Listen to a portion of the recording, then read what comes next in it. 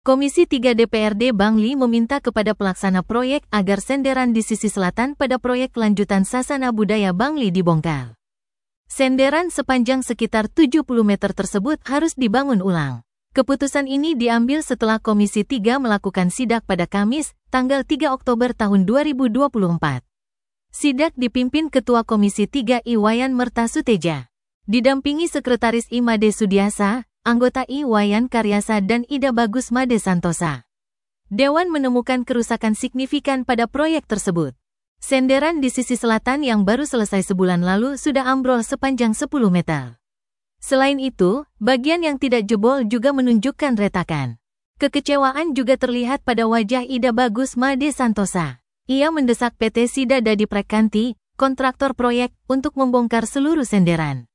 Bila perlu, saran Santosa, semua pekerjaan proyek lanjutan Sasana Budaya Bangli tahun ini diperiksa kembali. Seperti diketahui, dengan anggaran 4,2 miliar rupiah.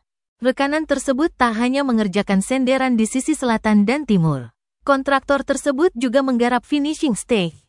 Politikus Partai Golkar ini pun langsung meminta Ketua Komisi 3 agar mengundang Dinas Pekerjaan Umum, Penataan Ruang, Perumahan, dan Kawasan Permukiman Kabupaten Bangli untuk diajak rapat kerja. Dari rapat kerja itu akan ketahuan perencanaan dan pelaksanaan di lapangan. Mertasuteja menegaskan bahwa Komisi 3 telah sepakat agar pelaksana mengulang pembangunan senderan. Pihaknya juga telah menjadwalkan rapat kerja dengan Dinas PU sebab secara kasat mata, ia melihat pengerjaan proyek ini terkesan asal-asalan.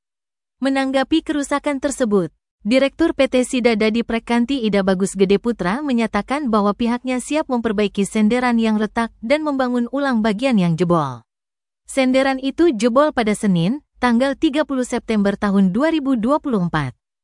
Kondisi tersebut terjadi karena senderan dibangun di atas tanah urugan yang tidak stabil.